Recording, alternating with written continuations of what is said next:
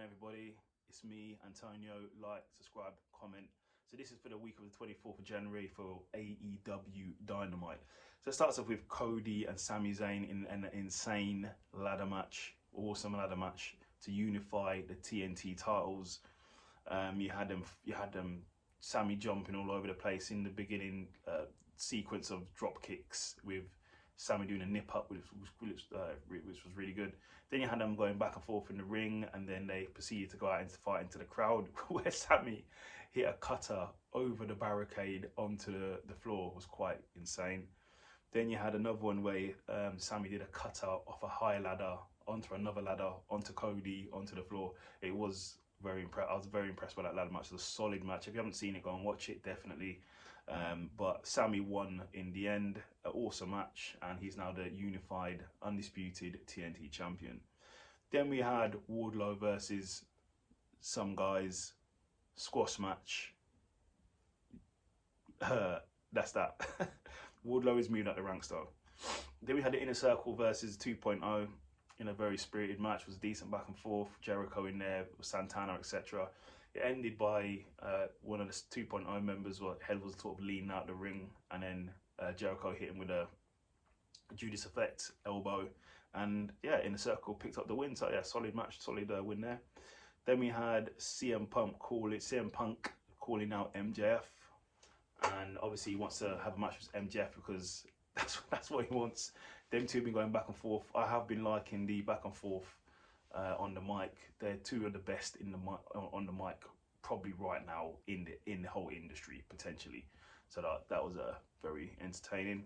But MJF said he's going to face CM Punk now next week on Dynamite. So let's see what happens. There's going to be some kind of stipulation, obviously. Then it was Red Velvet versus Lila Hirsch. It was a good match. Lila Hirsch won, and then she proceeded to beat down Red Velvet because he's probably done heel.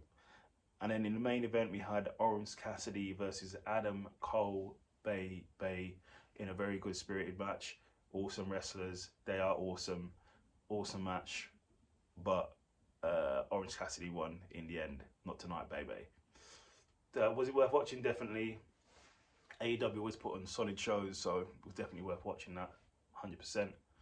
Then we had Rampage as well. And this is the week. I think this is last week's Rampage. So you had Moxley versus Ethan Page. A very good match. Obviously, they always have good matches. Moxley has good matches. Ethan Page is a decent wrestler. So they had a good back and forth spirited, hard-hitting match. Moxley picked up the win. Obviously, he's coming back from being away. So he's picked up the win. So awesome win there for Moxley. And on the way, Moxley was going on the way to the back. Bryan Danielson was there clapping. So that would be a damn good match. That would be that, and they're obviously familiar with each other, so that'd be a damn good match. Then you had Nick Jackson versus Trent in a very good match there. Nick Jackson can go; he's obviously an awesome wrestler, and Trent is a solid wrestler as well. But Trent actually won that match as well. He won that, so Trent's doing well. Then you had Hook versus Sir Pentago. Hook just flattens people. He's like a smaller Brock Lesnar type person. He's doing awesome. Hook's awesome. He's doing really good. So it's good to see. It's going to be interesting to see where he goes. And then the main event had Jade Cargill versus Anna Jay. Good match. Obviously, Anna Jay obviously talked up a bit, but you ain't beating Jade Cargill right now. You ain't beating her right now. She's on a hot streak. So Jade Cargill won the match. So that was my review of AEW and Rampage in about 5 minutes. Was they both worth watching? Yes, I would go and watch both of them. Like and subscribe, leave a comment. I'm out.